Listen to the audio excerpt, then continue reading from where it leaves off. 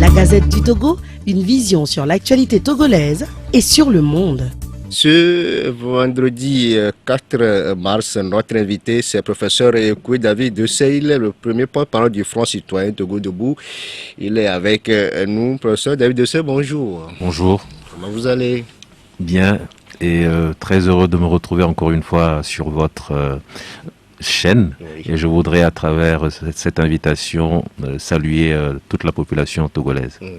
Ça fait longtemps qu'on n'a plus entendu parler de vous. Je pense qu'il y a des périodes comme ça dans la vie. Oui. On évolue tous de façon cyclique. Il y a des périodes où il faut s'exprimer et il y a des périodes où il faut peut-être être en retrait et prendre le temps de la réflexion.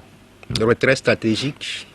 C'est stratégique par rapport à la lutte que nous sommes en train de mener. On va revenir sur ce retrait, si c'est stratégique de la part du Front citoyen Togo Debout, mais vous êtes praticien de la santé, vous êtes professeur agrégé de chirurgie viscérale et on l'a évoqué tout à l'heure dans le journal, le manque de sang dans nos centres de santé.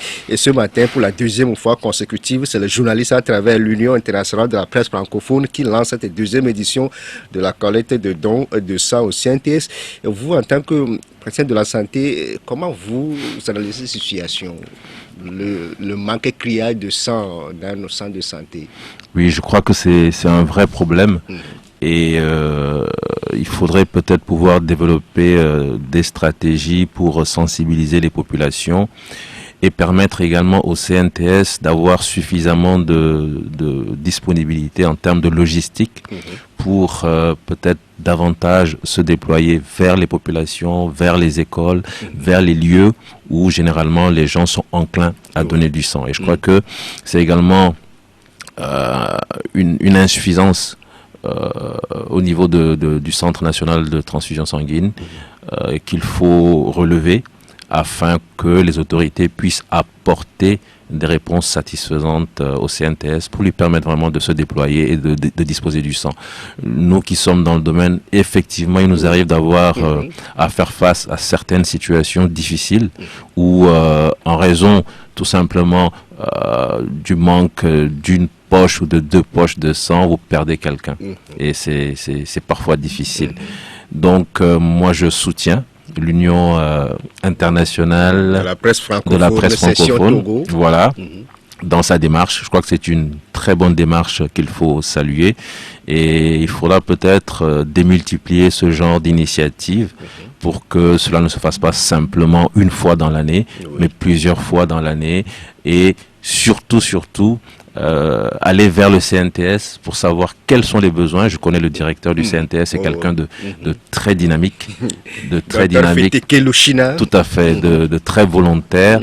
Et s'il dispose des moyens nécessaires, je suis convaincu qu'il fera tout pour que nous puissions avoir le sang qu'il faut pour sauver. Le sang qui doit attendre les patients, non le contraire. Tout à fait. Donc il faut aller vers lui et savoir quels sont ses besoins et voir comment est-ce qu'on peut aider le CNTS. Mais on le dit souvent que à côté de nous, ce n'est pas la même situation au Ghana parce qu'aujourd'hui, il y a certains Togolais qui rentrent au Ghana pour aller chercher quand même ce sang-là. Est-ce que vous avez eu l'idée comment ils ont fait de ce côté-là? Vous avez vos collègues dans la sous-région, quelle stratégie ils ont mis en place avant que le sang attende les patients et non le contraire? J'avoue que je n'ai pas eu à travailler sur ce côté-là. Non, ce volet, je n'ai pas vraiment d'informations là-dessus. Et c'est pour ça que je dis que la meilleure des choses à faire, c'est d'aller vers le professeur Feteke, de discuter avec lui et de savoir quels sont les éléments qui aujourd'hui constituent des entraves au développement, au développement de sa structure pour qu'il y ait beaucoup plus de sang qui soit disponible. Et connaissant vraiment le professeur Feteke, connaissant son intelligence, son volontarisme, sa détermination, s'il dispose des moyens nécessaires, je suis sûr qu'il va quand même absolument. L'État a-t-il une responsabilité? Toujours. Quand on parle de moyens de logistique, c'est d'abord à l'État qu'il revient justement de soutenir une telle structure qui est une structure vitale. Si l'État veut vraiment aider à solutionner ce problème, il revient à l'État de mettre les moyens à la disposition du CNTS. Donc l'État a certainement sa part de responsabilité. Oui. Mais au-delà de tout, les populations aussi sont quand même averties. Il faut faire le tour ce matin au CNTS pour donner quelques gouttes de vos sang pour sauver des vies humaines. Surtout dans le domaine de la santé, professeur David Dossion l'a su grâce à votre ministre de tutelle en fin de mois dernier. La présence de la fièvre Lassa au nord du pays, même une femme en est victime, qui est décédée d'une suite de complications. On nous parle de district sanitaire de l'Otis dans le rayon des Savanes. La fièvre Lassa, c'est quoi, professeur David Dessay? Alors, ça fait partie un peu de ces fièvres récurrentes qui surviennent par période et que l'on retrouve généralement dans certaines zones, notamment la région nord du Togo, proche du Bénin. Et je crois que il est important, justement, lorsque ce genre de situation surviennent, d'informer les populations en leur demandant de se rendre le plus vite vers un centre de santé lorsqu'on a une situation qui survient et que beaucoup assimilent au paludisme. Tout n'est pas paludisme. Lorsque vous avez ce genre de symptômes, je crois que surtout en période d'épidémie, il faut vite se rendre vers un centre afin que les mesures idoines soient prises pour vous soigner, ce qui n'est pas toujours évident, mais surtout éviter que cela ne se propage dans la population. Y a-t-il des symptômes qui peuvent nous alerter? J'avoue que c'est pas ma tasse de thé. Donc, essentiellement, cet état fébrile, donc cette fièvre qui survient. Alors, les premiers symptômes, j'avoue que là, je ne saurais pas vous le dire. Pour certains, c'est comparable à la fièvre ordinaire. Et puis, on ne sait pas si réellement c'est la fièvre Lassa ou c'est la fièvre ordinaire. Et selon les statistiques, on nous dit que le nombre annuel de cas d'infection virus Lassa en Afrique de l'Ouest est estimé entre 100 000 et 300 000, avec près de 5 000 décès, selon ce qu'on nous dit. Selon les statistiques. Selon les statistiques.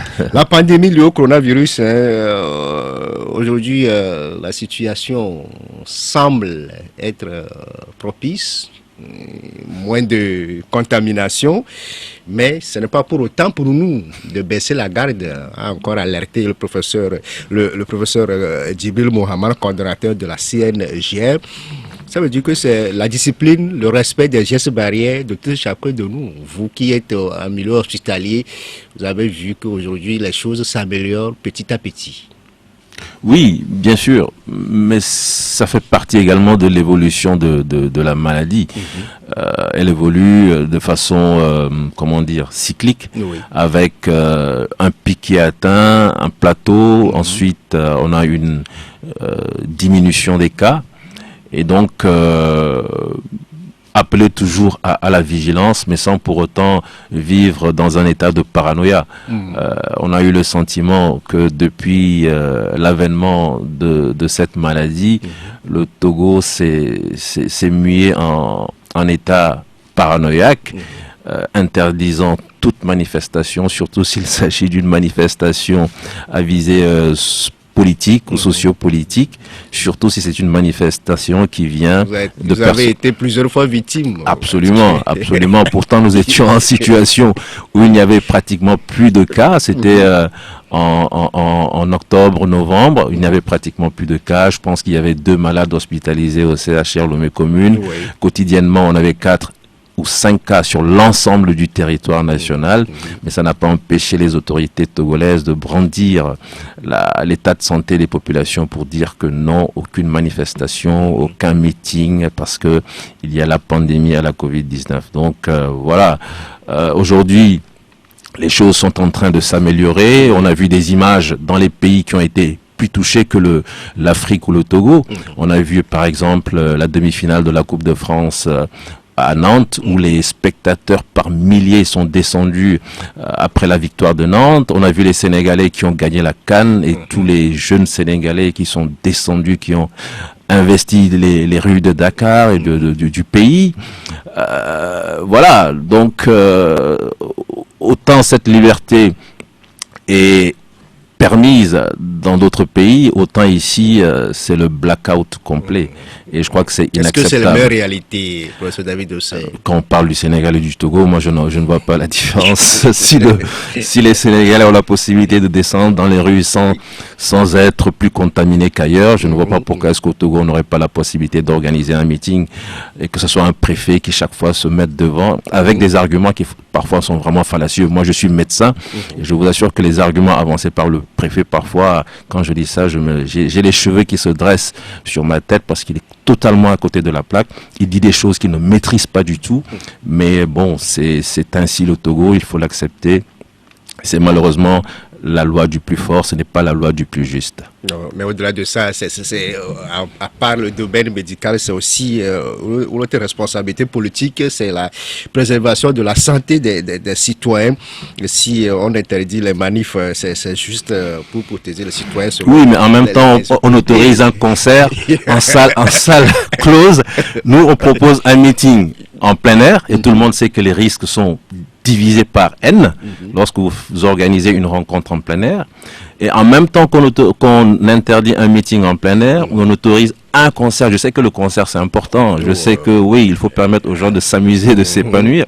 Mais en même temps, on autorise un concert dans une salle fermée, même si on vient nous dire qu'on a demandé le pass vaccinal en sachant très bien que en pratique, ça n'a pas été mis en œuvre. Voilà, donc ce sont des situations qui sont totalement inacceptables. Mais sur le Togo, c'est l'injustice et nous continuons à avancer. On ne peut pas dire l'injustice parce que aussi, ils défendent quand même une idéologie. Oui, bien sûr, chacun a son idéologie à défendre. Donc ce n'est pas quand même de la dictature. On avance. Ça veut dire qu'aujourd'hui, là où nous en sommes, c'est la discipline de chacun de nous qui nous a permis d'arriver à ce stade-là. Et pour certains, il y a d'autres mesures qui devaient accompagner la levée de l'état d'urgence sanitaire, la réouverture des frontières. Pour certains Togolais, est-ce que vous comprenez pourquoi l'état d'urgence est toujours prolongé, les frontières terrestres sont toujours restées fermées? Non, je réponds en même temps non. Aujourd'hui, si je me place vraiment du côté du médecin que je suis, j'avoue que je ne comprends pas pourquoi est-ce que les frontières terrestres sont fermées. Les aéroports sont ouverts et on ferme les frontières terrestres officiellement en sachant que tous les jours que le bon Dieu fait, les gens continuent de traverser ces frontières, mais en payant, bien sûr, un bakshish, des redevances aux personnes en uniforme qui sont à ces frontières. Donc, non, je ne comprends pas. Aujourd'hui, ce n'est pas cela qui va empêcher le coronavirus de revenir comme il était revenu en décembre-janvier, en dépit de la fermeture des frontières. On a connu cette évolution cyclique avec des pics, des descentes, des pics et des descentes.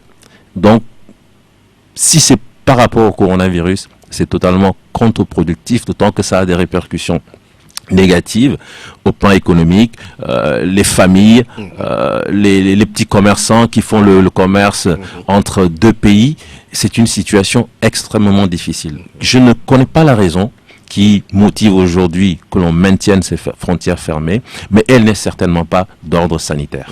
Okay. Au-delà de ça, c'est aussi des aspects politiques parce que le Togo est au sein de la CEDEAO. La décision devait être prise parmi les pays de la CEDEAO. Comme l'a dit le professeur Djibril Mohamed l'autre fois, que là-bas, dans le camp des politiques, pour décider de la réouverture ou non des frontières. Ouais, mais vous prenez un pays comme le Bénin n'a pas fermé sa frontière. Hein. Quand vous traversez la frontière à Hila-Kondi, les Béninois vous disent clairement qu'eux, ils n'ont pas fermé la frontière. Ce sont les Togolais qui ont fermé la frontière. Donc, s'il revient au Togo souverainement de décider... Nous-mêmes, on peut dire aujourd'hui... Absolument. Si le Togo estime que cette décision, aujourd'hui, n'a aucune justification au plan sanitaire, le Togo doit ouvrir la frontière. Sinon, qu'on nous explique pourquoi. Moi, j'avoue que je ne sais pas. Ok. Monsieur David Ossé, vous êtes le porte-parole du Front citoyen Togo Debout. On vous connaît. Vous êtes l'une des figures de proue de cette société civile togolaise. On vous a vu dans plusieurs organisations, les UST, avant de devenir responsable du Front citoyen Togo Debout. Comment le Front citoyen Debout se porte-t-il aujourd'hui? Le Front citoyen Togo Debout, je crois, se porte très bien. J'entrevois à travers votre question pourquoi est-ce qu'on ne vous a pas entendu vous exprimer sur plusieurs crises en Afrique, en Europe, en Ukraine, en Russie. C'est vrai. C'est vrai qu'officiellement, tout à fait, on ne s'est pas prononcé, mais cela ne nous empêche pas de réfléchir autour de toutes ces questions, d'avoir notre point de vue et d'avoir même des stratégies, parce que ces différentes crises ont certainement des incidences sur ce qui se passe dans notre pays, et donc il nous revient de réfléchir à tout cela et d'avoir des stratégies. Donc le Front citoyen Togo Debout, même s'il paraît silencieux, se porte très bien. Ah ok. On vous entend pas, c'est vrai que vous faites l'année de l'actualité dans la sous-région aussi. On a vu qu'avec les UST et autres sociétés de la société civile, vous étiez à Cotonou pour parler des limitations des mandats présidentiels, mais juste après, c'est une autre facette qui est revenue avec les coups d'État de la sous-région, les militaires qui prennent le pouvoir. Est-ce que ça a un rapport avec ce que vous avez dit à Cotonou, devant le président Talon? Vous êtes surpris de ces événements-là qui sont intervenus récemment sur le continent? Non, surpris non. Vous savez, en fait, 2021, ce n'était qu'une étape. Les choses pour nous avaient réellement démarré en 2017. Je ne sais pas si vous vous souvenez, mais c'était ici à Lomé. Le Togo avait abrité le premier sommet citoyen ouest-africain. C'était au siège de la CEDEAO justement. Je me souviens de l'organisation de ce sommet où Monsieur Garba Lompo était très dubitatif. Il avait peur que la société civile, notamment incarnée par les universités sociales du Togo, ne génère une crise diplomatique. Donc finalement, on l'a poussé et il a accepté. Nous avons fait ce premier sommet. Nous avons invité une dizaine de pays, donc d'organisations de la société civile d'une dizaine de pays qui étaient à Lomé, et ce fut particulièrement intéressant. Et vous vous souvenez qu'au deuxième jour, alors que ce n'était pas attendu, Monsieur de Souza, feu Monsieur de Souza, l'ancien commissaire, est passé pour également apporter sa pierre à l'édifice. Et donc pour nous, c'était l'occasion de dire que l'espace communautaire, la CEDEAO, dispose de textes qui sont de très bons textes. Mais ces textes ne sont pas appliqués. Ces textes sont foulés aux pieds par les présidents eux-mêmes, par les régimes, par les gouvernements, et cela va générer des crises socio-politiques. Nous l'avions dit donc en juillet 2017, et un mois après, il y a eu la crise au Togo. Nous avons évolué dans la réflexion, et en 2021, nous nous sommes retrouvés effectivement, comme vous l'avez dit, en juillet 2021 à Cotonou, pour répéter le même message. L'espace communautaire a besoin aujourd'hui d'aider sa jeunesse à trouver du travail. L'espace communautaire doit lutter contre le chômage. Il faut davantage d'intégration. Aujourd'hui, vous devez aller à Accra, vous voyez toutes les difficultés que vous avez à traverser la frontière. Et il faut aussi mettre un frein à cette nouvelle ingénierie des coups d'État. Un chef d'État se lève, il dit « je modifie la Constitution », même si c'est une virgule qu'il a changée, il dit que c'est une nouvelle Constitution, donc c'est une nouvelle République, donc je remets les compteurs à zéro. Donc cette façon de capter le pouvoir, cette façon de vouloir étendre de façon quasi éternelle son pouvoir, va certainement générer des crises. Donc, ce fut un appel de la société civile à l'endroit de la CEDEAO pour que l'institution commence à réfléchir à ce que nous ou certains appellent aujourd'hui des coups d'État constitutionnels, qui sont aussi délétères que les putschs perpétrés par les militaires. Malheureusement, on ne nous a pas écoutés, bon, jusqu'ici en tout cas, et après l'appel de Cotonou, ça n'a pas manqué. On a vu ce qui s'est passé en Guinée, où M. Alpha Condé, qui devait partir après son deuxième mandat, a voulu absolument faire un troisième mandat. Et on peut jeter un coup d'œil dans le rétroviseur, ça nous rappelle un chef d'État de la sous-région qui, après son deuxième mandat, a voulu en faire un troisième, et aujourd'hui en est à son quatrième mandat. J'espère que tout cela va permettre à certains de comprendre qu'il est temps de changer son fusil d'épaule. Bon, bref, je reviens donc à ce qui s'est passé en Guinée, et ça n'a pas manqué. Les peuples ont dit à Alpha Condé, mais ça suffit. Il a mis en place sa politique de terreur, il a emprisonné des gens, il a envoyé des gens en exil, il a fait tuer des gens, et le putsch est apparu comme une solution. Je me souviens, j'étais à Sali en fin de l'année dernière, on était en train de discuter dans un cercle d'intellectuels, d'universitaires, d'hommes politiques, Et la question était de savoir s'il fallait soutenir le putsch en Guinée ou pas. Moi, je leur ai dit, mais si vous condamnez ce putsch, c'est que vous êtes très loin de la perception des peuples par rapport à ce putsch, puisque je connais des acteurs de la société civile en Guinée qui étaient emprisonnés par Alpha Condé et qui n'ont eu la liberté que grâce à ce putsch. Donc eux, quel que soit ce que vous aurez à dire, eux, ils vont saluer ce putsch qui leur a permis de retrouver, de sortir de la prison. Et nous étions à Cotonou avec Ibrahima Diallo, celui qui est enfin, il est chargé, je crois, de la logistique ou quelque chose comme ça au FNDC. Il quittait Cotonou pour retourner à Dakar et il devait quitter Dakar pour aller rester à Bruxelles puisqu'il ne pouvait plus mettre pied à Conakry. Sa famille, sa femme, ses enfants étaient restés à Conakry, sa femme venait d'accoucher, mais il n'avait plus la possibilité de retourner en Guinée parce que Alpha Condé était là. Et donc, il est arrivé à Bruxelles, une semaine après, il y a eu le putsch, et c'est ça qui lui a permis de retourner dans son pays, de retrouver sa femme, et je me souviens même que TV5 Monde a fait, l'a interviewé, et voilà donc une situation réelle où des hommes politiques, pour des raisons partisanes, pour des raisons personnelles, mais pour des raisons qui ne sont pas des raisons qui servent les intérêts du peuple, décident de changer les constitutions, mais décident en tout cas de mettre en place un certain nombre de subterfuges pour conserver le pouvoir. Mais ça a des répercussions délétères. Et aujourd'hui, la jeunesse ne peut plus accepter. Que ce soit au Togo, que ce soit ou ailleurs, ces situations ne peuvent plus perdurer. Même si aujourd'hui on n'a pas encore trouvé la solution, je vous assure que les gens réfléchissent, les gens travaillent à ce que ça change. Et si les gens sont suffisamment intelligents et s'ils veulent anticiper, ils ont intérêt à ouvrir l'espace plutôt que de continuer à fermer l'espace comme on est en train de le constater notamment dans mon pays, le Togo. Oui, au-delà de ça, mais ce n'est pas la même situation au Mali, au Burkina Faso récemment. Les choses n'ont pas évolué de la même façon pour David Ossey. Mais les soubassements ne sont pas tellement différents. Prenons le cas du Mali. Le cas du Mali, effectivement, le président Ibeka n'avait pas fini son second mandat. Mais c'était un pays où tout le monde vous le dit, la corruption avait atteint un niveau incroyable. On a vu un peu ce que son fils faisait des finances du pays, etc. Les images ont circulé sur les réseaux sociaux. Voilà. Et donc, avant le putsch militaire, on a vu toutes les manifestations qu'il y a eu organisées par les organisations de la société civile. L'imam Diko, qui est même intervenu. Moi, c'est une personnalité que je respecte parce que c'est une personnalité religieuse qui a pris fait et cause pour la population et surtout, il s'est mis au-dessus de la mêlée. On n'a jamais vu l'imam Diko dire je choisis tel et je laisse tomber tel, etc. Donc c'était une figure de consensus, une figure religieuse mais qui a su fédérer les énergies pour obtenir le changement. Donc c'est vraiment quelqu'un que je respecte. Alors voilà, donc quelque part il y a eu un mécontentement populaire qui s'est manifesté pendant plusieurs semaines, plusieurs mois dans les rues. Dans certains pays, je pense que, dans certains pays démocratiques, je veux dire, je pense que de telles manifestations auraient généré certainement des changements substantiels à la tête de l'État, soit le chef de l'État qui démissionne, soit des élections anticipées, soit on change le gouvernement.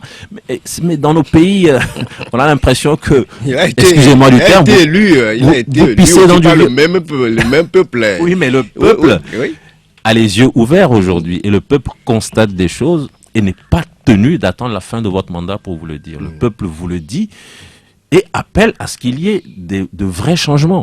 Et donc, je l'ai dit, on aurait pu s'attendre à de vrais changements, mais ce n'est pas intervenu. Et encore une fois, l'armée donne le sentiment que, finalement, je réponds à l'appel du peuple et je fais un coup d'État.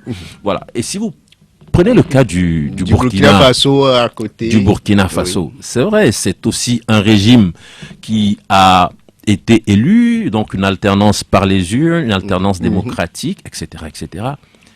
Je suis rentré de Ouaga le jour du coup d'État. J'étais à Ouaga, je suis rentré le 23 et... Le 24 janvier, le coup d'État intervenu. Dans la nuit du 23 au 24, il y a eu le coup d'État. Moi, je suis rentré le dimanche 23 et j'ai discuté justement avec les collègues burkinabés. J'étais allé dans le cadre de la chirurgie, d'un enseignement de chirurgie. Et les collègues burkinabés, tous En fait, ce qu'il relevait, c'était justement ces faits de corruption.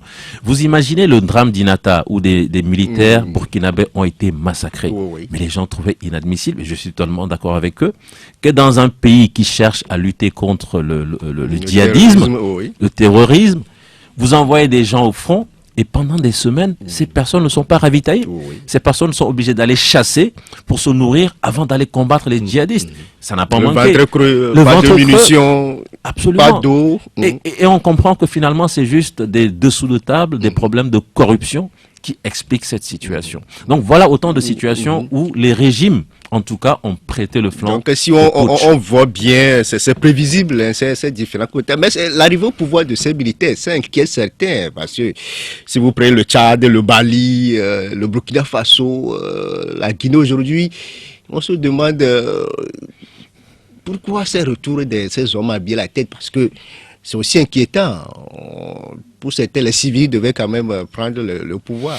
Moi, je suis totalement d'accord. Je pense que l'armée n'a pas vocation à gérer le pouvoir d'État. Quand on parle du militaire, on s'attend d'abord à ce qu'il soit là pour défendre le territoire contre l'envahisseur. L'armée, je le répète, n'a pas pour vocation de gérer le pouvoir d'État. Et à chaque fois, bon, on n'a même pas besoin de se cantonner à l'histoire récente. Il suffit de voir un peu l'histoire de l'Afrique depuis les indépendances. Les régimes au Togo, les régimes militaires, je veux dire, au Togo,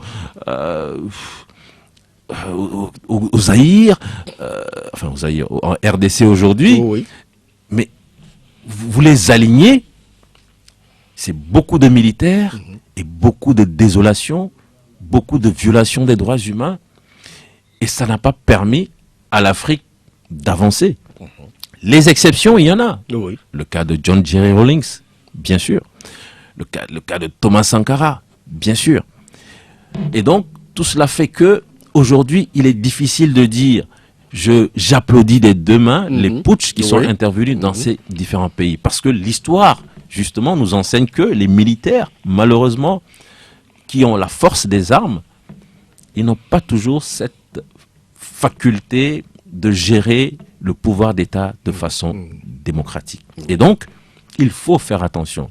Mais pour autant, on est conscient que l'arrivée des militaires dans ces pays, les putschs récents, ces putschs ont permis de solutionner, en tout cas à court terme, des situations extrêmement difficiles. Alors, est-ce qu'il faut appeler à ce que les putschs interviennent dans tous les pays où il y a des situations difficiles? Non, je pense qu'il faut réfléchir à d'autres stratégies et surtout demander à ce que ceux qui sont aujourd'hui à la tête des États prennent conscience que le monde a changé. Il faut changer avec. Il faut changer avec le monde. Avec le Burkina Faso et le lieutenant-colonel Damiba qui est investi, il est là pour 36 mois, disons 3 ans. Hier, il vient de nommer un premier ministre un civil, Albert Ouedraogo, économiste. 36 mois pour la transition, pour certains, c'est trop. Je ne sais pas. Écoutez, je pense que les Burkinabés connaissent mieux leur pays que nous. Et s'ils ont choisi 3 années de transition, je pense qu'il faut l'accepter, le respecter. Je ne sais pas ce que la CEDEAO va décider. Mais surtout, ce qui m'a paru quand même assez bien, c'est que, en tout cas, dans les déclarations, il est dit que ceux qui ont conduit cette transition, notamment le président, celui qui va diriger ceux qui ressemblent au Parlement, je ne sais plus quelle est l'appellation. De la transition, voilà. Assemblée législative de la transition. Voilà, et ce sont des personnes qui ne pourront pas se présenter parce qu'on sait comment ça se passe en Afrique, malheureusement. Je n'organise pas une élection pour la perdre. Mais au-delà de tout ça, la part belle revient quand même au président qui va choisir la plus grande partie de cette assemblée-là. Mais une réaction sur la gestion de toutes ces crises-là par la CEDEAO, du Tchad en passant par le Mali, la Guinée, récemment le Burkina Faso. La CEDEAO est nulle. La CEDEAO a été nulle au Togo en 2005, elle a été nulle au Togo en 2018, en 2017, en 2019. La CEDEAO a été nulle pour réagir après les coups d'État au Mali. Et donc, sincèrement, pour le moment, c'est une institution qui ne brille pas par sa clairvoyance, son intelligence. On a le sentiment que c'est des gens qui sont sclérosés, qui sont à la tête de l'institution et qui réfléchissent à chaque fois à travers un prisme personnel. Si je prends telle décision, est-ce que ça n'aura pas un impact négatif sur mon propre pouvoir dans mon pays? Et c'est déplorable. Cette CEDEAO des peuples, elle n'existe que de nom. Et donc, s'il fallait donner un carton à la CEDEAO, ce serait un carton triplement rouge. Triplement rouge, bon? Absolument. Un carton rouge, absolument, hein? Absolument. La société civile togolaise a suivi de très près toutes ces actualités sur le continent. C'est vrai qu'au Burkina Faso, vous avez des amis, même en Guinée, partout. Au Mali, vous avez des amis de la société civile qui ont suivi cette actualité. Quelles leçons vous avez appris au Togo à travers les échanges que vous avez eus avec vos confrères qui sont dans ces différents pays, qui ont participé du moins, qui ont suivi du moins ces changements? Qu'est-ce que vous avez appris qui peut nous aider dans notre stratégie de lutte? Non, peut-être dans votre manière de faire sur le terrain. D'accord. Alors, tout à l'heure, nous avons parlé de l'imam Diko. C'est vrai que ce n'est pas un responsable d'association, mais c'est quand même une personnalité publique et c'est une personnalité de la société civile. Et je crois que ce sont des figures qui doivent en inspirer d'autres, notamment au Togo. Et je répète ce que j'ai dit tantôt, une personnalité religieuse qui a su fédérer les énergies autour d'un objectif, celui de rendre sa dignité au peuple malien. Et donc, il n'a pas eu cette attitude dévastatrice, de fracture au sein de la société civile. Ça a été une figure qui a su fédérer les énergies. Et donc ça, à mon avis, c'est un élément important peut-être pour d'autres figures, notamment de son rang, qui pourraient également émerger au Togo ou ailleurs. Savoir fédérer les énergies plutôt que de constituer un élément de scission justement entre les énergies. Ensuite, les organisations de la société civile. Aujourd'hui, pour avoir quand même depuis quelques années participé à un certain nombre de rencontres, d'associations, de discussions et d'échanges, je pense qu'il y a certainement des valeurs qui manquent ou qui sont encore insuffisantes et qui ont besoin d'être renforcées. Je resterai malheureusement dans le vague, je ne pourrai pas vous donner des exemples. Je parlerai de sincérité, je parlerai de détermination, de mettre plus en avant les intérêts du peuple plutôt que certains intérêts. C'est ce qui vous manque financiers. Depuis ce temps? Ce sont des éléments, il n'y a pas que ça bien sûr, ce sont des éléments, puisque vous m'avez posé la question. Parce que je me demande si vous avez encore la voix, cette société civile togolaise là, est-ce que vous avez, je dis, la voix de dire quelque chose, de changer quelque chose moi je reste convaincu que oui, sinon j'aurais raccroché les gants. Apparemment vous êtes à terre comme les partis politiques. On peut le penser, je crois que c'est naturel, on peut le penser, je l'ai dit tantôt. C'est vrai qu'on est silencieux depuis plusieurs mois et on peut se demander ce qui se passe. Mais moi, silence que certains considèrent comme un coma profond. Hein. Oui, c'est leur droit le plus absolu. Moi, je me souviens, si vous le permettez, de revenir en 2012. Je me souviens de l'année 2012 où, quand le Saint-Faute est sorti, un journaliste que je connais bien, que vous connaissez aussi, qui est quelqu'un de très respecté dans le milieu, m'a dit, mais nous, on pensait que le Saint-Faute était à terre, comme vous êtes en train de le dire pour la société civile togolaise, parce que ça faisait plusieurs mois qu'on ne vous entendait plus, et on pensait même que vous étiez passé de l'autre côté. Et donc en 2012, tout le monde se souvient, j'espère en tout cas, de ce que le Saint-Faute a fait, ces discussions ardues avec le pouvoir et ce que le Saint-Faute a obtenu. Non, c'est pour dire que je crois que dans la vie, il y a des phases. On ne peut pas tout le temps être dans l'action. Quand je dis l'action, c'est l'action de terrain, etc., etc. Il y a des moments où il faut réfléchir, sinon vous n'avancez plus. Ou alors quand vous avancez jusqu'à ce que vous ayez l'impression d'être face à un mur, si vous ne prenez pas le temps de la réflexion, est-ce que je vais utiliser une échelle, est-ce que c'est une corde, est-ce que je vais casser le mur pour pouvoir avancer, vous allez vous cogner la tête contre le mur tout le temps. Et ça, ce n'est pas bon. Et donc, sincèrement, si quelqu'un estime que la société civile est à terre, c'est son droit le plus absolu.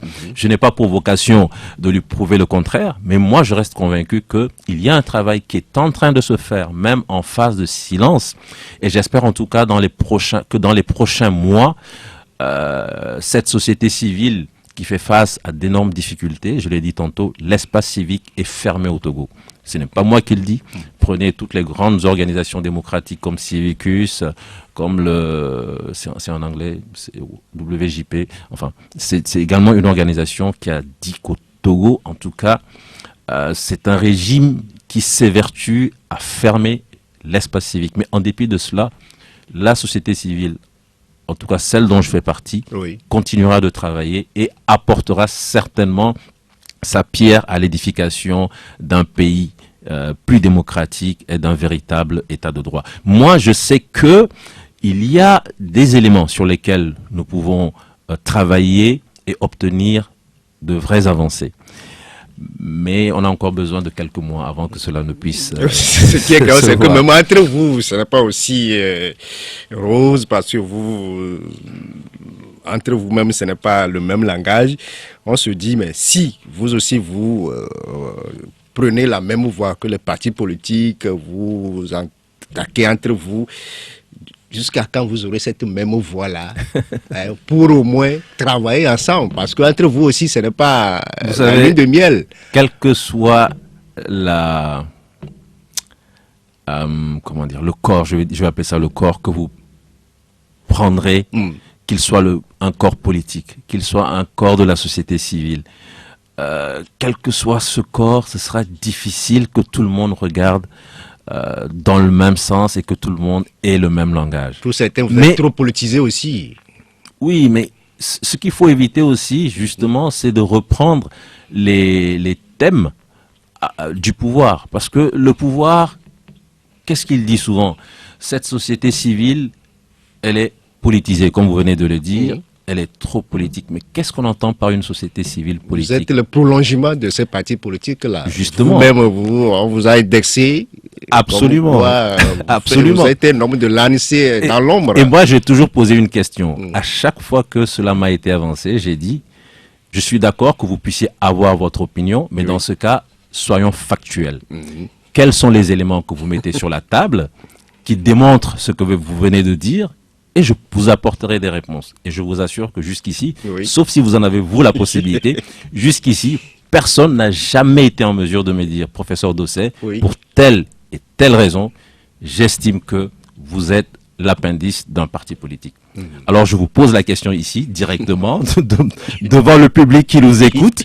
Quels sont les éléments factuels que vous avez et qui pourraient vous amener à penser cela? Si vous posez ces éléments sur la table, je vous donnerai mes éléments de réponse. On va revenir et je vais vous poser la question justement, le temps de marquer la pause pour servir nos annonceurs et on revient dans quelques minutes. Audi Actu, c'est du lundi au vendredi de 7h à 8h20 sur Victoire FM. Retour en studio avec notre invité, professeur Ekwe David Dosset, premier porte-parole du Front Citoyen Togo Debout, qui est avec nous ce matin. Professeur, on le dit tantôt que la situation que les Togolais ne comprennent pas, c'est le double silence, tant au niveau des partis politiques qu'au niveau de la société civile togolaise. Et il se pose la question de tout ce qu'on disait sur vous avant, que vous n'êtes que l'appendice, le prolongement de ces partis politiques-là aujourd'hui, qui n'ont plus de voix. Et vous aussi, vous n'avez plus cette voix-là. Est-ce que vous le comprenez? Je comprends tout à fait que l'on puisse l'imaginer ainsi, mais je pense qu'il faut quand même, d'une certaine manière, analyser les événements depuis la dernière crise sociopolitique dans notre pays. 2017, l'avènement de la crise, les partis politiques qui s'organisent, qui sont au devant de la lutte, et la société civile qui se dit que pour éviter justement qu'il n'y ait cette querelle qui soit totalement partisane entre des partis politiques d'opposition et un pouvoir politique, il faut une autre force représentée donc par la société civile qui, par essence, n'est pas une force partisane et qui est là pour être le porte-voix des aspirations du peuple. Et donc cela nous a amené justement à mettre sur pied le Front Citoyen Togo Debout, qui est une plateforme d'organisation de la société civile. Nous revendiquons notre caractère militant et cela nous autorise à être dans la rue et à parler de problèmes politiques. Et donc, ça me permet de répondre à une question. Nous, en tant qu'organisation de la société civile, nous avons le devoir de nous impliquer dans toutes les questions, même si ce sont des questions d'ordre politique. Nous pouvons parler des élections, nous pouvons parler de l'alternance, sans pour autant être catalogués de partis politiques. Ça, c'est la première des choses. Ensuite, il y a eu une convergence de lutte, parce que nous appelions ouvertement à l'alternance au Togo. Les partis politiques d'opposition, en tout cas certains partis politiques d'opposition, surtout ceux qui étaient au sein de la C14, avaient le même discours. Donc il y avait cette convergence de lutte, 2017, 2018, la facilitation de la CEDEAO, et nous savons que cela n'a pas permis d'obtenir l'aboutissement. À partir de là, je crois qu'il est important que chacun fasse le point, fasse le bilan et voit quelle orientation nouvelle donner à la lutte. Les partis politiques, pour d'autres raisons, certainement aujourd'hui, sont dans le silence. Mais pour ce qui est de la société civile militante, je vous assure que le silence ne signifie pas l'inaction. Déjà en 2021, lorsque nous sommes allés à Cotonou pour le sommet de Cotonou, beaucoup étaient surpris parce que beaucoup, justement, étaient habitués à ne plus entendre qui que ce soit s'exprimer au sein de la société civile. Le Front citoyen Togo Debout, on n'en parlait plus. Et puis brusquement, on nous retrouve à Cotonou comme fer de lance de ce sommet qui n'était pas organisé au Togo, qui était organisé dans un pays étranger. Mais tout le monde a vu que finalement, c'était le Front citoyen Togo Debout qui était le fer de lance de cette action. Et donc, depuis un certain temps, nous prenons une stratégie panafricaine. Et Cotonou, pour nous, n'a constitué que la première étape. Là, je suis en train de dévoiler en fait un pan. Votre agenda. Absolument, un pan important de notre stratégie Cotonou, prochaine. On aura d'autres activités. Si quelqu'un estime que Cotonou, c'était une fin en soi, je vous le dis ici clairement, la personne se trompe. Pour nous, Cotonou, c'était juste comme si on venait d'ouvrir la porte et c'est maintenant que nous mettons les pieds dans la maison. Je vous le dis clairement. Alors, il est vraiment nécessaire. J'avais donné l'exemple de la personne qui arrive devant le mur et qui doit réfléchir à comment je fais pour passer. Et nous sommes vraiment dans cette situation. Nous ne voulons pas passer notre temps à cogner la tête contre le mur. Nous sommes en train de réfléchir et une des stratégies phares, ça va être cette action panafricaine où nous allons cette fois-ci... vous savez, autant les chefs d'État sont très solidaires au sein de l'institution régionale. Je l'ai dit, la CEDEAO pour nous c'est 3 fois un carton rouge. Parce que la CEDEAO n'a pas été la CEDEAO des peuples, elle a été cette CEDEAO des chefs d'État. Donc cette solidarité des chefs d'État a permis à beaucoup de se maintenir au pouvoir. Par analogie, il est important que la société civile africaine également fasse montre de plus de solidarité. Et je suis convaincu que cela peut permettre de faire avancer la lutte dans les différents pays de façon significative et ça reste une stratégie que nous sommes en train de développer. Avant d'évoquer l'actualité en Ukraine, on va évoquer la situation des détenus politiques parce que le Front citoyen Togo Debout fait partie du comité de libération des détenus politiques. Aujourd'hui, quelle est la situation ? Oui, alors vous permettez quand même que je finisse mon argumentaire de tout à l'heure parce qu'il y avait un élément sur lequel vous aviez plus ou moins insisté. Je reviens dessus parce qu'il y a eu effectivement un moment où un ministre de la République avait sorti un gros mensonge en disant que j'étais membre fondateur d'un parti politique. Et ici, publiquement, je le mets au défi puisqu'il a accès à tous les documents fondateurs des partis politiques. Je le mets au défi de pouvoir sortir une feuille de papier sur laquelle est inscrit mon nom, comme quoi je suis membre. C'était un gros mensonge et c'est, je pense, assez déplorable de la part d'un ministre que je respecte au-delà de tout. Bon, alors, donc pour en revenir à la question des détenus politiques, c'est une question sur laquelle nous avons pu remettre, je crois, de la lumière depuis l'arrestation de Madame Adjamagbo et de Monsieur Gérard Diossou. Vous vous souvenez que lorsqu'il y a eu ces arrestations arbitraires, c'est Monsieur Claude Ameganvi qui avait fait la proposition que, au-delà des communiqués, au-delà des conférences de presse qui étaient conjointes, qu'on puisse mettre sur pied une structure qui réfléchisse à la libération de tous les détenus politiques, pas seulement de Madame Adjamagbo. Mais là, si on l'a appris, que ce comité-là a été façonné par la DMK et vous, on vous a seulement appelé pour prendre le devant. Alors, c'est une émanation politique purement. Oui. Que vous êtes seulement appelé à venir nous présenter ça, alors que derrière, c'est la dynamique Monseigneur Koudiro qui a tout façonné. Alors, permettez que je revienne justement à la genèse de ce comité. Comme je l'ai dit, lorsqu'il y a eu l'arrestation de Madame Adjamagbo et de Monsieur Gérard Diossou, effectivement, beaucoup se sont soulevés, se sont insurgés contre cette énième arrestation, ces arrestations arbitraires. À l'époque, le Front citoyen Togo Debout aussi a réagi à travers un communiqué. Et donc, la question était de fédérer un peu toutes ces énergies pour, lors d'une conférence de presse, sortir le même message. Et je le répète ici, c'est M. Claude Améganvi qui a souhaité que, au-delà d'une simple conférence de presse conjointe, que l'on puisse mettre sur pied une structure qui œuvre pour la libération de l'ensemble des détenus politiques.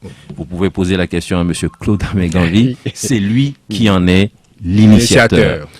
Si dans les faits, il y a eu plus de membres de la DMK au sein de ce comité élargi, cela peut se comprendre, puisque les arrestations concernaient Mme Adjamagbo, qui est de la DMK, M. Gérard Diossou, qui est de la DMK, mais l'initiative de la DMK consistait à organiser une conférence de presse pour justement condamner les arrestations des membres de la DMK. Et je le répète encore une troisième fois, devant l'histoire, c'est M. Claude Améganvi qui a eu cette géniale idée de mettre sur pied cette structure pour justement œuvrer à la libération de tous les détenus politiques. Lorsque mon nom a été proposé, je n'étais même pas là. On m'a dit ensuite qu'il fallait, pour certaines raisons de consensus, etc., que j'accepte cette mission. J'ai finalement accepté être à la tête du comité, mais je n'ai pas demandé à être, je l'ai dit encore, je le répète, je n'étais même pas là lorsque mon nom a été proposé. Effectivement, ça c'est une vérité. Et donc j'ai accepté, et là j'ai posé un certain nombre de conditions. Nous sommes là exclusivement pour travailler pour la libération des détenus politiques. On n'est pas là au service d'une entité politique quelle qu'elle soit. Et j'ai souhaité également que nous puissions travailler sur un document qui soit un document de référence, un document qui soit établi suivant une méthodologie qui soit vraiment de qualité, je dirais même scientifique. Et c'est ça qui nous a conduit à travailler sur le mémorandum. Et je remercierai toutes les personnes qui se sont investies pour sortir ce mémorandum qui, même quand vous le voyez encore aujourd'hui, pour moi c'est un document de référence, c'est un document de qualité. Il est très long certes, mais quand vous prenez le temps de le lire, vous voyez qu'il y a une vraie analyse de la situation de la justice, de la situation de l'État qui ont conduit donc à cette situation où des personnes peuvent se retrouver embastillées de façon arbitraire, tout simplement en raison de leurs opinions politiques ou idéologiques. Voilà. Donc aujourd'hui, voilà après la libération de Paul Michak Beton récemment, Jean-Paul Oumoulou est actuellement là. Il y a aussi d'autres qui croupissent encore dans les geôles. Tout à fait. C'est une situation extrêmement difficile. Et ici, je ne peux même pas vous faire l'étalage de toutes les démarches en termes de plaidoyer au niveau des institutions de la République. Je citerai par exemple la CNDH, avec laquelle nous avons des contacts, je ne dirais pas réguliers, mais quand même des contacts qui nous permettent de voir les différents cas, de réfléchir à ce qu'on peut faire. Parfois c'est au cas par cas. La question des détenus malades. Vous embastillez des gens pour des raisons politiques, mais au moins soignez-les quand cette personne tombe malade.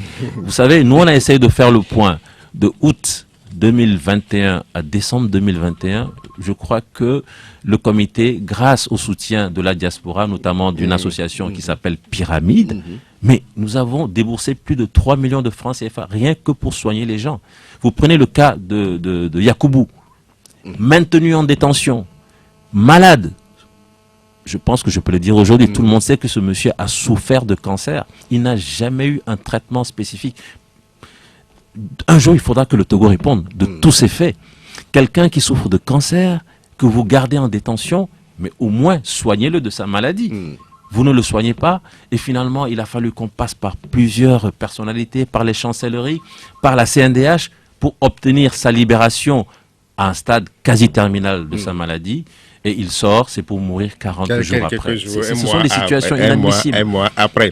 La crise russo-ukrainienne, très loin, plus proche aussi de nous, on va évoquer la résolution votée par l'Assemblée générale de l'ONU. 141 membres sur les 193 ont exigé le retrait de la Russie de l'Ukraine. 5 pays ont voté contre cette résolution, dont l'Érythrée. Et les pays comme le Maroc, le Cameroun, la Guinée, le Togo, notre pays, le Burkina Faso, n'ont pas participé au vote. Oui, la crise ukrainienne, je crois que c'est une crise quand même éminemment complexe. Et c'est une situation où il est difficile de dire que ceux-là sont totalement blancs, ils ont totalement raison, et ceux-là sont totalement noirs, ils ont totalement tort. Personnellement, ça me rappelle un peu les années froides, les années de guerre froide où il y avait 2 gros blocs. Et aujourd'hui, on a le sentiment que le bloc de l'Est cherche à se reconstituer à travers Poutine. Je ne sais pas si on aura le temps, mais c'est tellement complexe. Et s'il faut aller... L'Afrique dans tout ça, professeur David Dossé, est-ce que ça nous concerne?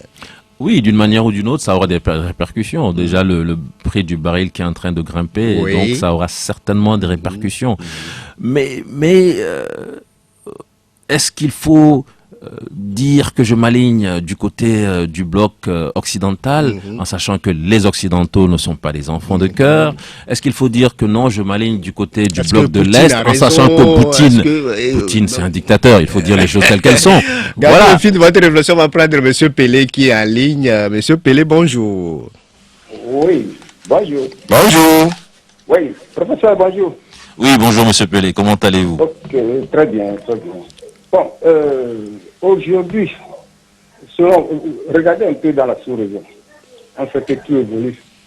Mais au Togo, on nous parle des réformes, toutes les réformes sont bien.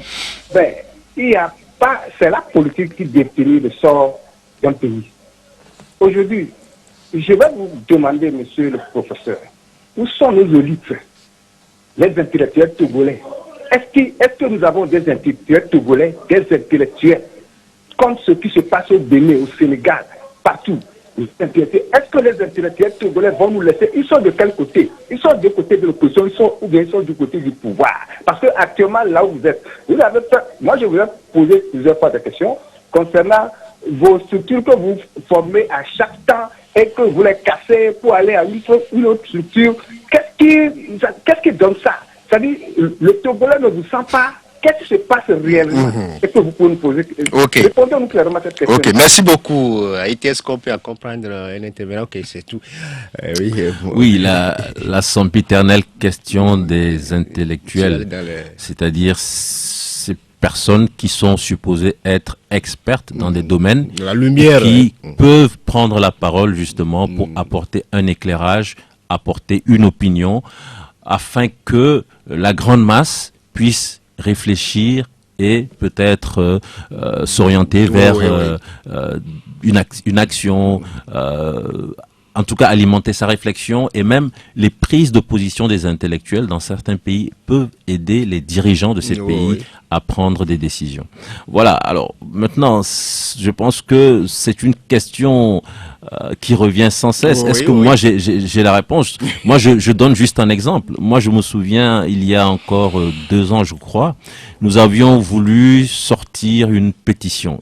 Pétition, je vous assure, sans aucun impact, quelque chose de très édulcoré, écrit en des termes très policés. Nous n'avons pas pu obtenir une dizaine de signatures à l'université. Pourtant, l'université, on nous dit que c'est le temple du savoir, et c'est là où les esprits sont le plus libres. Un professeur doit pouvoir professer, c'est-à-dire dire publiquement ce qu'il pense.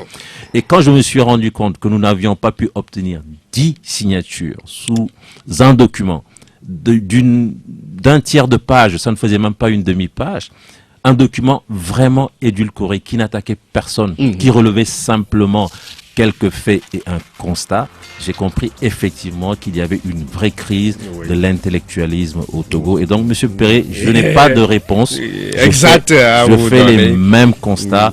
Les élites togolaises sont quelque part, mais je ne sais pas où. Et je ne sais pas comment faire pour les... On va finir avec la crise russo-ukrainienne. Et puis, vous dites que bon, ça aura des répercussions sur le continent africain. Tout à fait.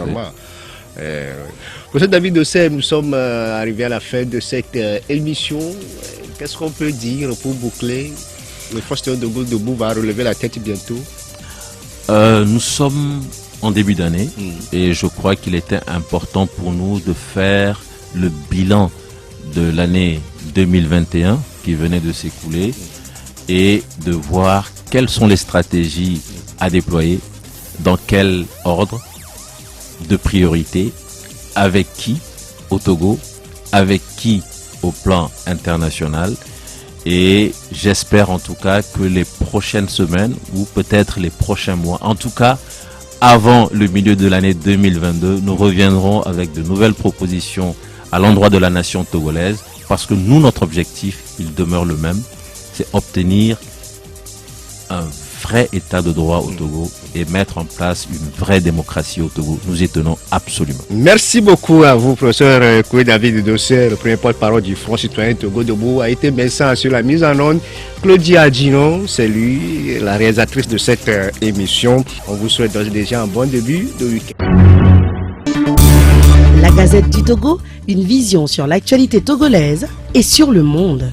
Rejoignez-nous sur le www.lagazettedutogo.com ou sur nos comptes Facebook, Twitter et YouTube. Pour tout contact, écrivez à contact@lagazettedutogo.com ou appelez le 92 80 88 53. La Gazette du Togo, c'est l'information en continu.